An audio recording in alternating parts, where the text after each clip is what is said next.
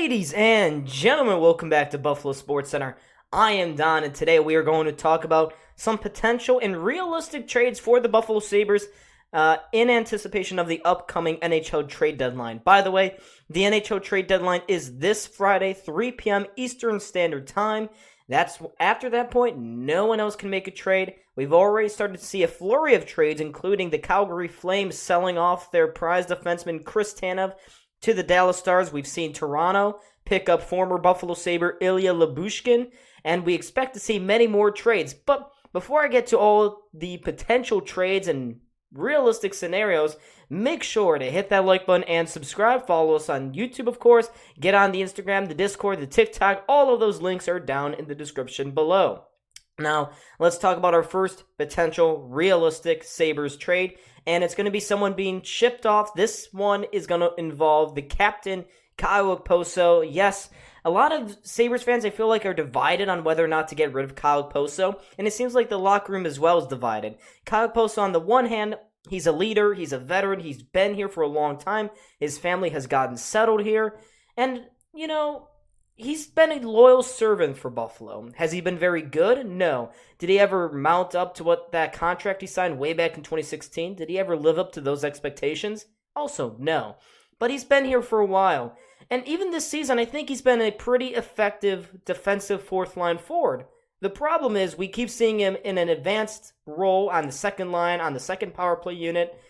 And there was a point after the Winnipeg Jets game on Sunday where Kyle Okposo sat in the locker room, and despite everything he's done for this team, he is kind of feeling like that could have been his final home game with the Buffalo Sabres. There was a sense of dread around him.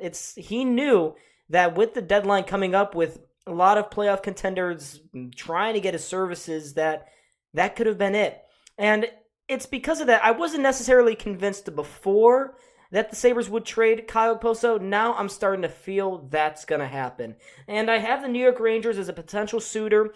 NHL insiders Elliot Friedman and Jeff Marek both have been saying that the Rangers are very interested in Okposo. They'd like to add him to their bottom six.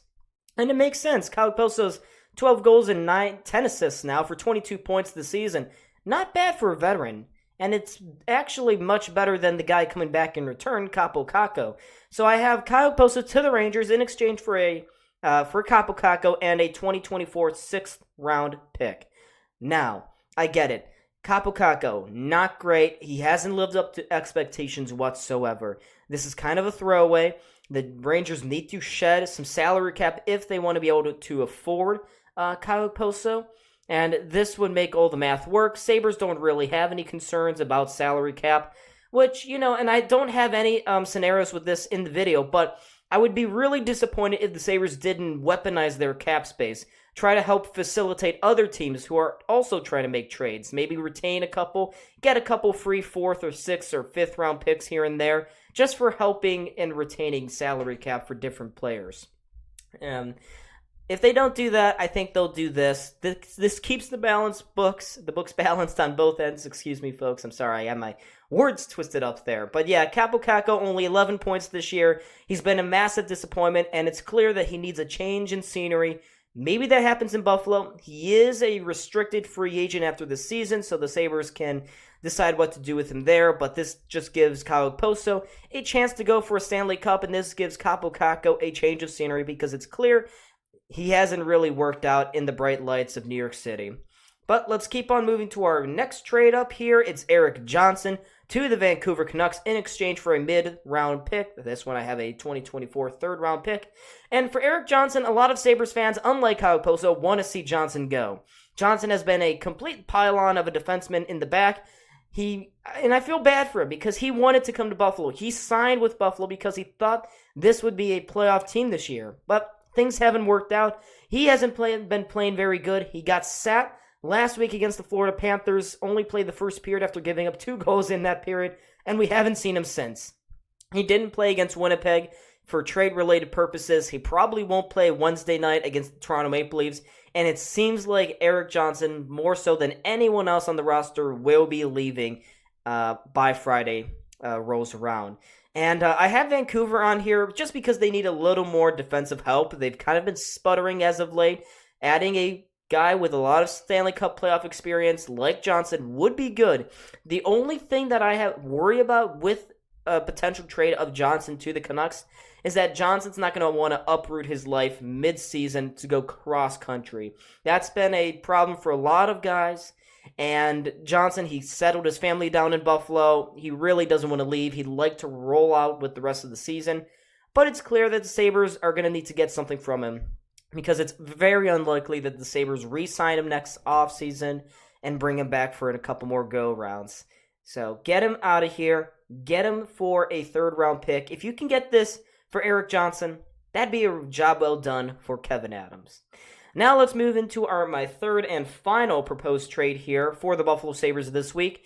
This one, unlike the first two where the Sabres were giving away a guy, here I'd like to see the Sabres actually go get someone. Go get a big-name defenseman on the market. That player would be Rasmus Andersson to Buffalo in exchange for a first-round pick, a fourth-round pick, and Tyson Kozak. Now, I think that Calgary wouldn't go for this. I feel like this is a kind of a lowball offer. They may want a prospect of younger age than Kozak, but Tyson Kozak has been one of the Sabres' most underrated center prospects in Rochester. He's always been effective, and he has some NHL upside. The only problem is there's a center logjam here in Buffalo. Above him on the depth chart already is Matt Savoy, Anton Wahlberg, Noah Ostlund, even up in the NHL with Peyton Krebs, Casey Middlestad, Dylan Cousins, Tage Thompson. There's just too many centers. Eventually, Kevyn Adams is going to have to ship one of them out. And why not Kozak here? You're not going to probably get a premium prospect at the deadline if you're Calgary.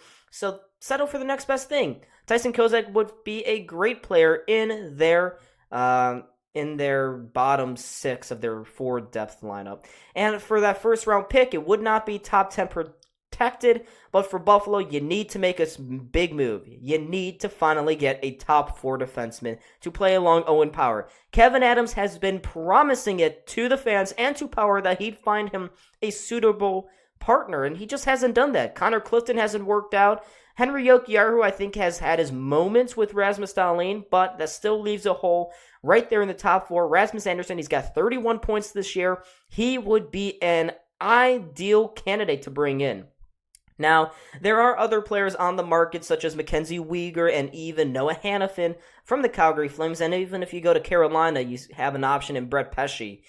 The only problem with Pesce is that he's only got 10 points this year. He hasn't looked like he's the same guy. If you're Buffalo, you may just want to wait till the offseason, maybe get him at a discounted price.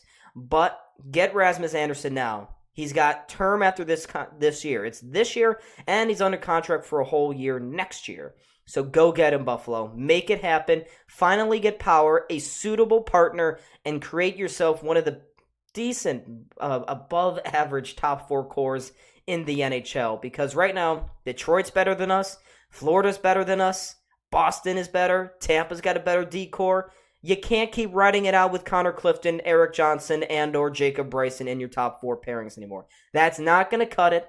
It's not going to get you to the playoffs, and it certainly won't progress your young players forward. Owen Power needs to be nurtured by a veteran. Rasmus Andersson can do that and then some. He can even add some offensive firepower too. So do it, Kevin. Get aggressive, roll the dice, and go get Andersson. Or just go get a good defenseman. What Kevyn Adams has done so far in his tenure here in Buffalo has not been good enough. He's gotten Riley Stillman, Connor Clifton, Erik Johnson. Nobody has been able to fill that role. These are all just short-term veteran guys. Go get someone that's proven to be successful at the NHL level. That's proven that he can fill this role right now. Not that he could. Not that he played sheltered minutes on a good team. No. He has been doing this in Calgary. They've been pretty decent, but they've never been able to take the next step. That's why they're throwing it all away. Go get him. Do it. Please. I beg of you, Kevin. Try it. And you know what? Yeah, that's it. That's going to be it for me here today. Thank you so much, folks, for watching this video. I was Don. This is Buffalo SportsCenter. Make sure to hit that like button and subscribe. Check the video over next to me. And I hope to see all of you in the next video. Bye-bye.